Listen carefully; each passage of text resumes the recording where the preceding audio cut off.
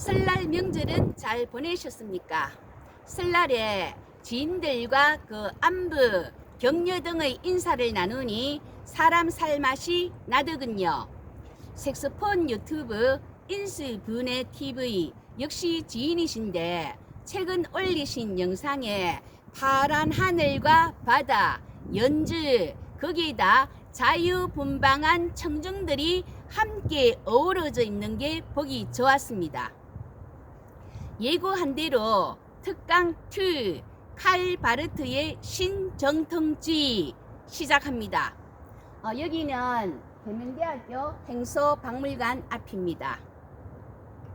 영남신학대학교에서 퇴임하신 김동근 교수의 현대신학의 흐름책과 강의 노트를 참고하였습니다.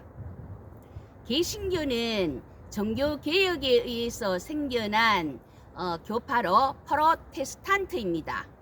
여기에 칼뱅에 의해 개혁교회가 나왔는데 하나님의 영광을 강조하였고 예정론은 악과 고난에도 불구하고 세상과 역사의 궁극적인 운명이 선하고 완전한 하나님의 손안에 있다는 믿음의 표현입니다.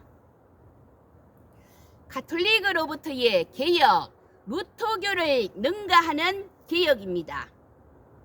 장로교는 개혁교회이기에 단순히 과거의 교리를 답습하는 것이 아니라 칼뱅의 정신을 20세기에 가장 잘 담아냈다고 평가받는 칼 바르트와 같은 신학자들의 뒤를 따라 시대의 흐름을 호흡하는 개혁 신학의 맥을 이어가는 현대적 개성을 하여야 한다고 했습니다. 개혁 신학의 중심에는 하나님의 은총, 이를 염두에 두고 들으시면 이해가 잘 될 줄 압니다. 첫 번째, 바르트의 생애입니다. 바르트는 1886년 독일계로 스위스 바젤에서 태어났습니다. 1900년 초 독일 베른과 베를린, 티빙겐, 마르부르크에서 20세기 초 최고의 자유주의 신학의 대가들을 만나 공부할 수 있었습니다. 당대 최고의 지성이었고 자유주의 신학의 아버지 하르낙은 물론이고 상벽을 이루고 있던 헤르만에게까지 그들의 강의를 열정적으로 들었고 따랐습니다. 1911년에서 1921년 사이 바르트는 목회 기간이었는데 이 기간 동안 사회주의 정신으로 근로자의 입장에 서려는 바르트와 당회가 자주 충돌했고 설교는 교인들에게 큰 감동을 주지 못했으며 바르트 자신이 편물 직공 55명을 조직해 공장주와 맞서도록 해서 상당한 긴장 관계에 들어가기도 했고 노동조합에서 사회주의적인 강연에다 교회에서도 사회주의 정신의 실천을 하나님 나라 운동과 일치시키는 설교를 하는 등 붉은 목사이다 하는 이런 강한 자익 성향을 가진 적도 있었습니다. 나중에는 real life, real problem, 실제 삶과 실제 문제를 마주하고는 사회주의를 그만두었습니다. 1914년 제1차 대전이 발발하자 전쟁 지지 선언을 한 93명의 독일 지성인 중 바르트가 그렇게도 존경했던 자신의 신학 교수들 대부분이 포함된 것에 너무나 실망한 나머지 그들을 따르지 않겠다. 더 이상 내가 배운 자유주의 신학을 따르지 않겠다. 그렇게 이제 결심했습니다. 반전이 일어났습니다. 1916년 성산에 있는 신기한 세계 강연에서 그 발견한 성서의 세계는 그에게 완전히 인식의 전환을 가져왔고, 이러한 사상이 발전해 1919년 로마스 강의 1판, 1922년 로마스 강의 2판이 나왔습니다. 가톨릭 신학자 아담스는 신학자의 유희장에 폭탄을 던졌다. 동료인 트루나이제는 불난 것을 모르고 있다가 갑자기 알아채고 뛰어나간 것 같다. 바르트 자신은 흡사 어두운 밤에 종탑을 올라가는데 비틀대다가 난간 대신 종줄을 잡아버렸다. 놀랍게도 커다란 종소리가 온 동네로 울려 퍼졌다. 로마스 강의 그 2판 후 바르트는 스승이었던 그 자유주의 신학의 아버지 하르낙과의 공개 논쟁을 합니다. 바르트는 신학을 단순하게 하나의 학문으로 보는 것이 아니다. 신학은 교회를 위한 학문이고 교회는 말씀 선포가 그 핵심이다. 그런 입장을 분명하게 드러내었습니다. 바르트와 같은 견해를 가진 이들은 때와 때 사이 그 잡지 발간을 통해 루터와 칼뱅 등 종교 개혁가들의 신학을 받아들이며 그 재해석하면서 말씀의 신학, 위기의 신학, 변정법적 신학, 교회사적으로는 신전통주의 신학 이렇게 이제 불렸습니다. 1930년대 독일 그리스도 연맹은 나치당에 그 영합하면서 반유대적이고 게르만 민족 중심적인 교회 형성과 국가 권력에 복종하는 교회관이 주류를 이루었습니다. 그리스도가 히틀러를 통해 우리에게 왔다. 히틀러를 통해 참 도움이며 구원자인 하나님 곧 그리스도가 우리 가운데 그의 능력을 나타낸다. 히틀러가 독일 교회를 그리스도의 교회로 만드는 것은 하나님의 뜻이고 성령의 길이다. 이렇게 독일적 기독교인들에게 히틀러는 종교적, 정치적으로 하나님의 계시였다는 것입니다.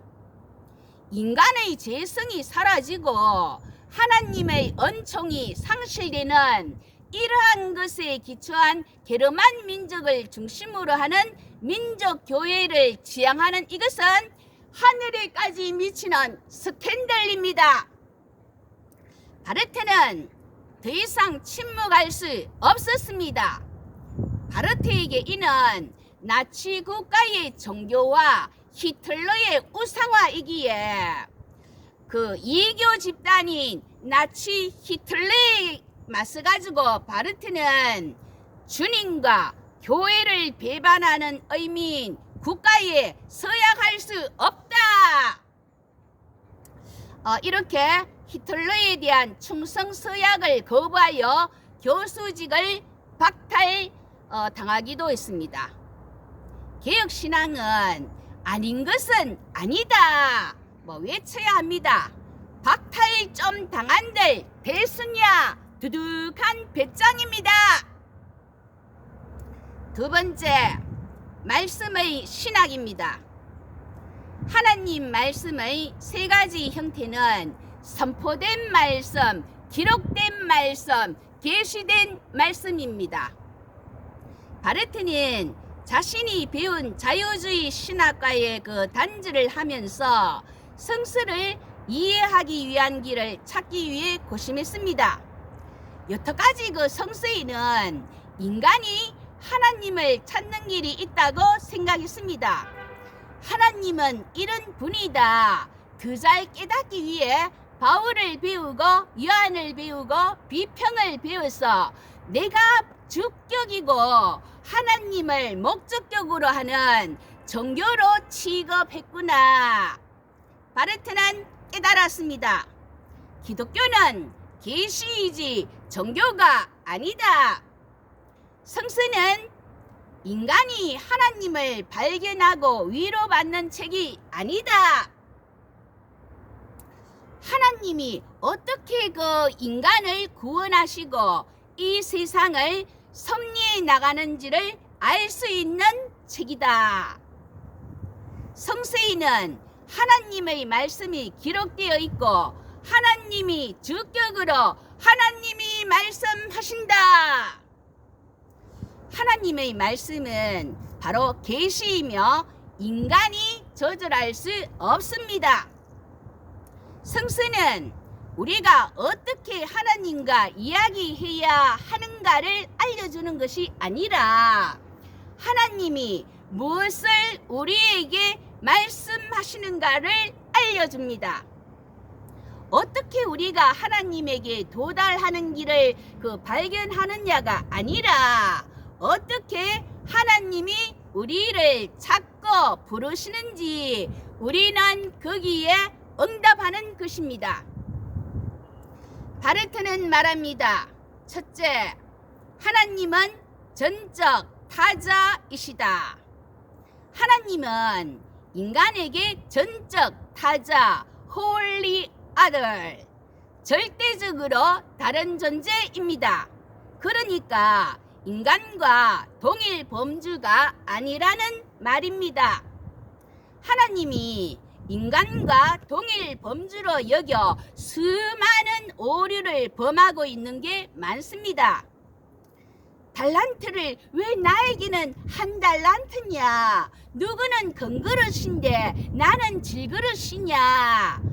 하나님은 창조주이시고 우리는 피조물입니다. 하나님의 주권과 자유에 인간이 왈가왈부할 수 없습니다. 하나님은 하나님이십니다. 하나님은 인간의 인식과 경험을 넘어서는 초월적 특징을 가지고 있습니다. 근본적으로 인간은 죄인이고 하나님의 심판 아래 있습니다. 죄악 속성을 갖고 있는 인간이 우리와 유사한 존재로서 이러한 하나님이다 라고 한다는 것은 말도 안 되는 이상한 것입니다. 바르트는 말합니다.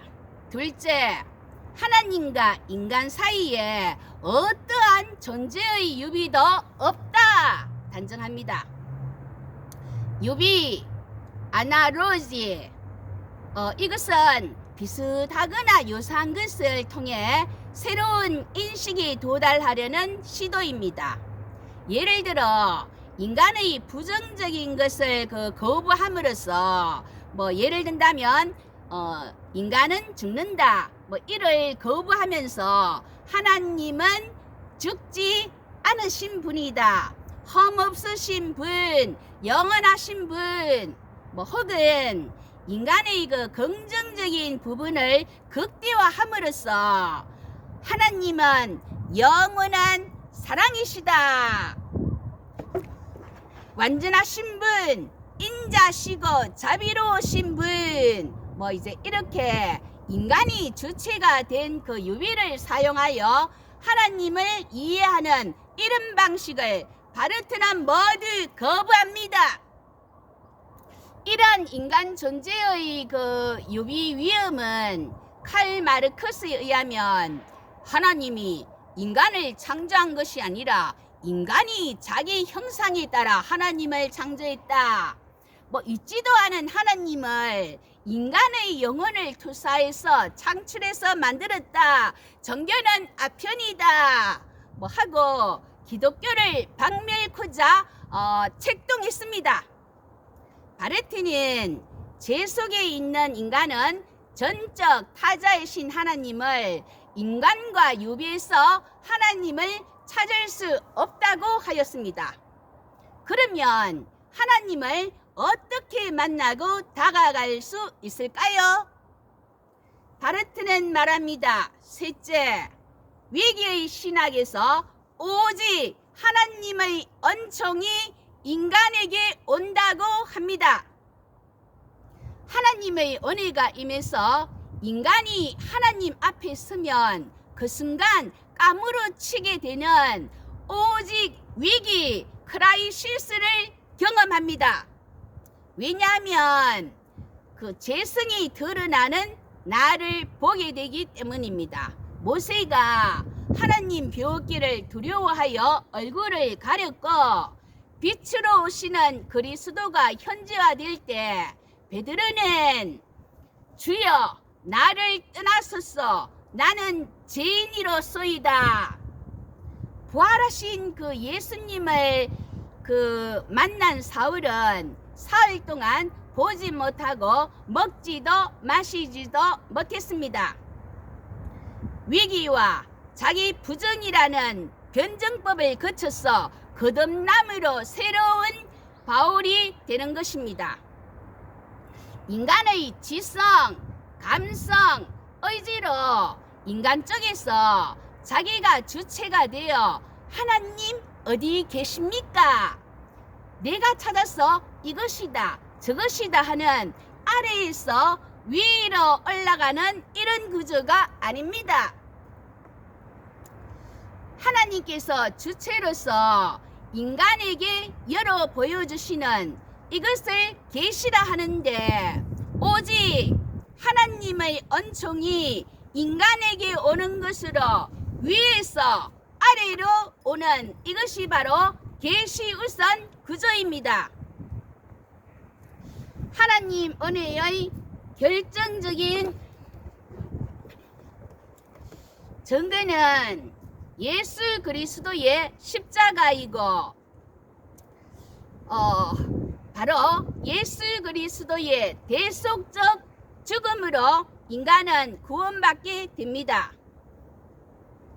서두에 개혁신학의 중심에는 하나님의 은총 이를 염두에 두시라 말씀드린 바와 같이 은총 박사라 불리운 아우구스티누스를 시작으로 루터의 종교개혁 사상이 믿음을 통한 은총에 의한 구원이고 불가항력적인 하나님의 은총을 말한 칼뱅, 그 뒤를 이어서 바르트가 하나님의 은총이 인간에게 오는 것이라며 은혜의 우선성을 두는 이것이 바로 바르트 신학의 토대입니다. 바르트는 말합니다. 넷째, 하나님이 계시로 임하시면 그 계시를 인식할 수 있는 그 정도 접촉점이 인간에게 있지 않느냐? 나인, 너 단호하게 아니요 외쳤습니다. 2000년 역사의 그 세계 논쟁 중 하나인 바르트와 브루너의 자연신학 논쟁으로 비록 가까운 친구 사이였으나 이 논쟁으로 헤어졌습니다. 진리가 쪼개지면 쪼개지리라. 바르트는 진리 앞에는 친구도 없다. 하나님의 진리가 우선입니다. 그러니까 100% 하나님의 은총이다. 그 수용을 못하는 자가 물에 빠졌는데 그 물에 빠져 죽겠다면서 자기 머리를 붙잡고 자력으로 살아날 수 있겠습니까? 이것은 우리는 예수님만으로 구원을 받는데 내가 0.1% 그 구원에 보탬되었다 하면 이것은 전적 구원이 되겠습니까? 이것은 잘못된 시그널을 줄 뿐이다 라며 단호했습니다. 바르트는 인간에게 계시를 받아들일 수용 능력은 전혀 없다. 성령은 어떤 접촉점도 필요하지 않고 필요한 것을 스스로 창조하신다. 인간은 계시를 수용할 어떤 능력도 가지지 못하며 말씀의 수용인 것은 오직 은혜로만에 이제 가능하다 하였습니다. 대단하지 않습니까? 바른 신학은 바른 결단을 내포합니다. 이것이 우리의 개혁 신학입니다. 아닌 것에는 단어의 나인, 너, 아니요 외쳐야 합니다. 다섯째, 바르트는 20세기의 신학 대전이라 불리는 교회학 책을 1932년에서 1967년까지 무려 35년에 걸쳐 집필했습니다. 그 사부 13권으로 구성된 책인데 이 사부는 하나님 말씀론, 신론, 창조론, 화의론 이 네 주제가 하나의 동일한 모티브 예수 그리스도가 들어있는데 그 정통신앙의 모든 주요 주제들을 다시 재건하고 매우 신선하게 재해석한 책이라고 합니다. 제5부 성령론과 종말론을 계획했으나 완성하지 못했습니다. 왜냐하면 81세까지 집필하였고 그 다음 해인 1968년 82세에 돌아가셨기 때문입니다. 마지막 2년은 몸이 불편하였지만 그런데도 이제 집필을 계속하였습니다. 좀 더 사셨다면 5부도 완성하였을 것입니다.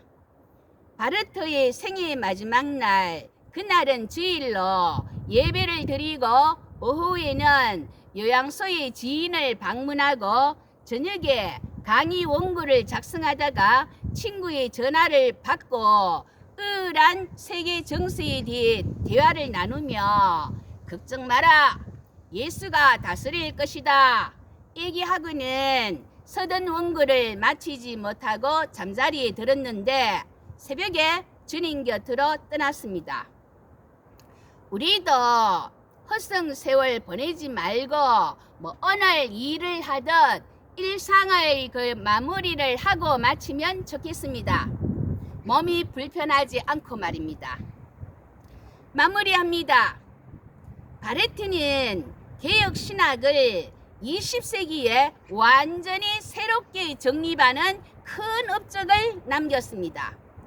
바르트와 그 동시대로 브루느, 트루나이젠, 볼트만, 틸리, 보네프, 미국에서는 바르트의 영향을 받은 라인홀드 니브와 리차드 니브가 왕성한 활동을 하였습니다.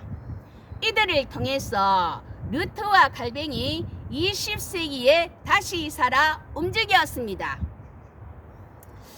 이제 이들 신정통주의 신학의 대가들이 세상을 떠났습니다. 현재는 혼돈과 실험의 시대입니다. 한 신학이 전체 신학을 주도하기 어려울 만큼 종교다원 신학으로 예측하기 힘든 신학적 춘추 전국 시대가 되었습니다. 해방신학, 토착화 신학, 제3세계, 아시아, 흑인, 여성 등등. 바르트가 말하는 인간은 말씀 속에 있는 인간으로 가장 먼저 말씀에 대한 책임감을 책임성을 가집니다. 성경에는 회개하라, 나를 따르라 예수님께서 초대하십니다. 그러니까 넉넉히 기다리는 것이 아닙니다. 구경만 하는 것도 아닙니다. 기독교의 그 소명과 사명에 우리가 할 수 있는 최선을 다하며 노력해야 합니다. 어느 순간 성령 임재의 순간이 있습니다. 내 삶이 새로워집니다. 교회는 스스로의 믿음과 사랑과 소망에 근거하여 존재하는 것이 아닙니다. 예수 그리스도와 성령에 의해서 존재합니다. 그 복음의 정언, 이것이 교회 사역의 본질이며 이를 수행하기 위해서 세상에 보냄을 받았습니다. 이제 우리는 극심한 혼돈과 다양한 실험이 이루어지는 이 시대를 살면서 좌로나 우로나 미혹되지 말고 개혁신학의 그 맥을 따라 하나님의 은총, 예수 그리스도의 부르심, 성령의 임재 속에 우리의 소명과 사명을 다하는 저와 여러분 되시기를 예수님 이름으로 기도합니다. 아멘.